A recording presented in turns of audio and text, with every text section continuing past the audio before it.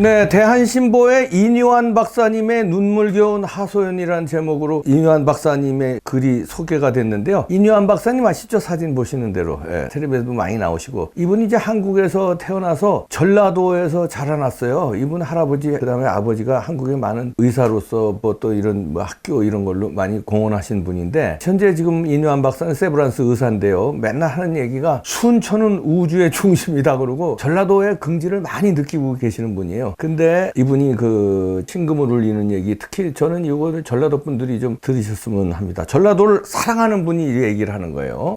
그리고 우리 또 좌파들, 중도의 분들도 들으셨으면 좋겠습니다. 이분이 강연을 이제 쭉 발췌를 해서 한 건데, 학교도 세우고 병원도 세우고 교회도 세우고 그런 사람 아닙니까? 아주 이 집안 자체가 우리 대한민국에 참 큰 봉사를 한 집안이에요. 근데 지금은 뭐 이렇게 우리가 잘 살지만, 이분 할아버지가 한국에 왔을 때는 한국은 진짜 완전히 쑥대밭이었어요. 병원이 있길 하나, 학교가 제대로 있길 하나, 폐허 쑥대밭이었는데, 이분 아버지, 이분 할아버지가 우리 교육, 그 다음에 의료에 헌신한 분들인데, 처음에 이렇게 시작합니다. 저에게 도움을 주신 분이 여기 앉아 계십니다 하면서 5.16 혁명과 박정희 대통령의 정책 때문에 하나님께 제일 감사하고, 대한민국을 잘 살게 한 박정희 대통령에게 철이 들고 난 후에야 감사함을 알았습니다. 왜냐하면 우리 전라도에서 그 당시에는 김대중 선생님을 많이 좋아했기 때문에, 좀 난센스 같지만 제가 노 대통령 취임 5일 만에 이북 전문가로 비밀리에 만났습니다. 이제는 얘기해도 될 것 같은 생각이 들어서 확인시켜 드리는 일입니다. 노 대통령이 무슨 말을 해야 이북에 대해서 이해를 하실까 엄청 고민을 하고 노 대통령께 말씀드렸습니다. 이북의 상황은 집안의 정신박약아를 키우는 것과 같습니다. 상황이 골치 아픕니다. 그러니까 10년, 20년 갈 수 있는 아주 단단한 정책을 펴셔야 합니다. 가슴이 뜨거운 정책을 펴시면 안 됩니다. 냉정한 이성으로 정책을 펴십시오. 이렇게 제가 얘기를 했어요. 그랬더니 제 얘기를 딱 10분 듣고 질문을 하는 거예요. 우리가 잘하면 그이들도 우리에게 잘하지 않을까요? 우리도 잘하면 핵도 포기하고 점점점. 그 사람들 핵 포기 안 합니다. 절대로 포기 안 합니다. 숨어서 몰래라도 핵을 만듭니다. 이렇게 이뇨한 박사가 대답을 했고요.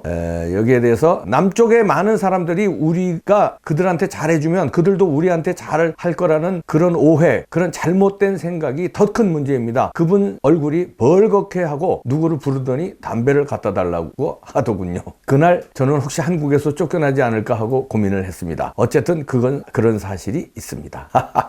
그 노무현 때 이분이 이제 이 북한에 대해서도 잘 왔다 갔다 하고 잘 아니까 이제 어떻게 사용하려고 이제 했는데, 제대로 얘기한 거 아니에요? 북한은 핵을 안 포기한다. 그리고 감정적으로 정책을 펼치면 안 된다. 단단한 정책을 10년, 30년을 내다보고 해라. 정확한 말씀 아니에요? 그런데 BJ나 노무현은 감정적인 햇볕 정책이라는 게 그거 아니에요? 우리가 퍼주면 저쪽에서도 핵을 포기하고 평화로 나올 것이다. 이게 아주 감정적인 거예요. 저쪽을 착한 사람으로 보고, 약간 사고 뭉치지만 착하게 하면 개화천선할 것이다. 개인끼리는 그럴 수 있어. 개인끼리는. 그런데 국가의 운명을 건 그런 도박은 안 됩니다. 그 감정을 폈다가 핵 포기했어요? 더 발전했지? 그 핵 대가를 우리가 갖다 줬잖아요. DJ 때 얼마나 많이 갖다 줬어요. 노무현 때 얼마나 많이 갖다 줬어요. 그 바람에 저 돈 없는 저 나라가 핵을 그냥 완전 강무장을 했잖아요. 핵뿐만 아니라 군사적으로.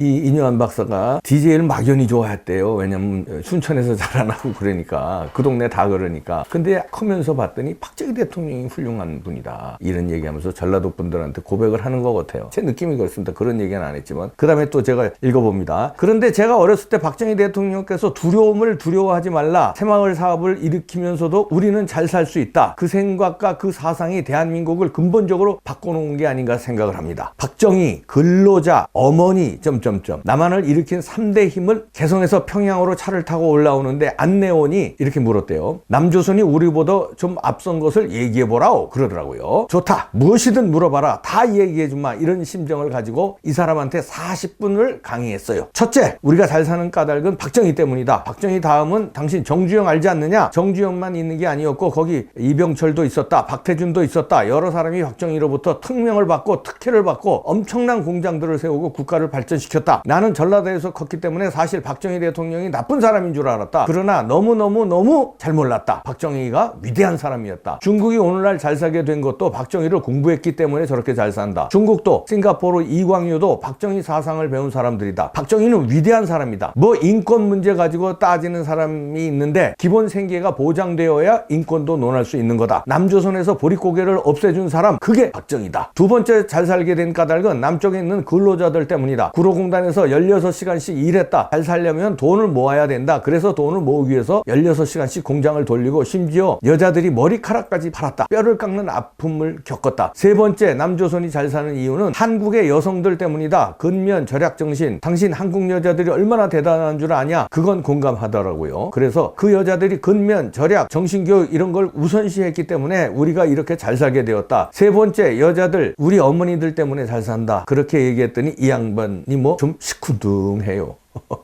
정확히 지적하네요. 박정희, 그 다음에 위대 어머니 대단하네요. 그 16시간씩 공장 돌리고 머리카락까지 팔았던 그 우리의 어머님 세대들, 그 다음에 할머님 세대들 대단한 분들이죠. 그리고 열심히 일을 한 근로자들.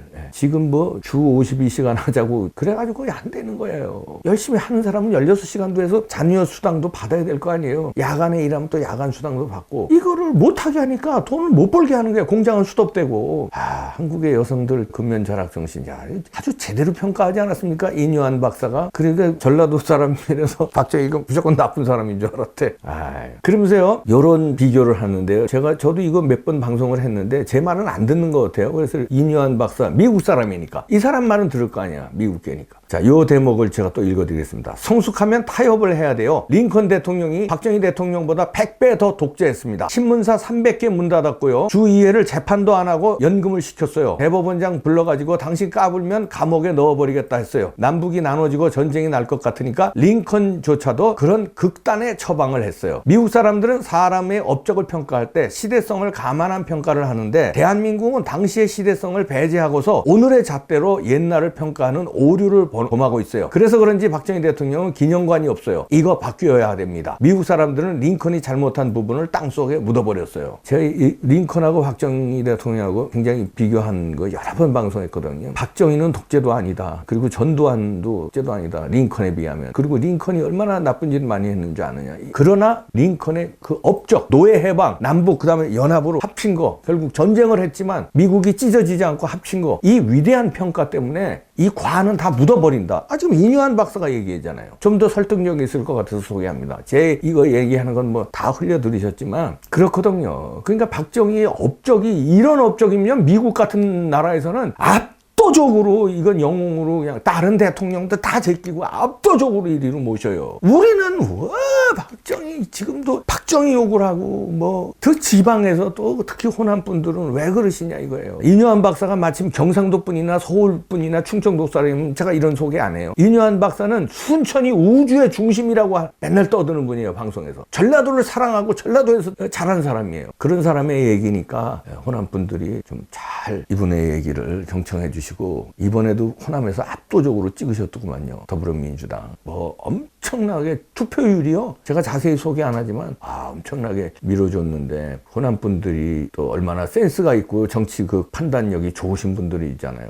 머리도 좋으시고. 그러면 지금 문재인 이 일파들한테 속고 있는 겁니다. 호남을 지금 이용하는 거예요. 저기에 속으시면 안 됩니다. 호남인들이 나라를 살려야 됩니다. 진짜 나라 발전을 위해서 뭐가 필요하고, 너무 맹목적으로 저길 지지하는 게 오히려 독이 될 수 있어요. 저들은 그거에 취해가지고 호남은 자기들이 아주 잡은 줄 알아요. 잘못해도 그냥 열심히 찍어주고, 저쪽이 잘해도 저쪽은 무조건 욕하고, 그러니까 호남은 이건 뭐 우리가 나와바리야 이렇게 생각해요. 저쪽은 문재인 씨 호남인 아니잖아요. 노무현 씨 호남인 아니잖아요. 속아 넘어가는 겁니다, 여러분. 임종석은 물론 호남이지만 이해찬 충청도예요. 지방 이런 거 이제 따지면 안 됩니다. 호남민들이요, 부탁드립니다. 전라도 분들, 나라를 사랑하고 어떻게 우리가 경제를 잘 살리고 어떻게 북한 문제를 잘 하는지 이런 걸 잘 꼼꼼히 따져서 어디 지역은 지역은 좀 우파를 찍어주고 어느 지역은 좌파를 찍어주고 그게 좀 어느 정도 7대3, 6대4 이 정도 돼야지. 야, 압도적으로 밀어주면 쟤들 무조건 잘한 줄 알아요. 속고 계시는 겁니다. 더 배신당하시기 전에 호남민들이요, 나라를 살려주십시오. 저는 서울 사람이에요. 경상도하고 상관도 없어요. 저는.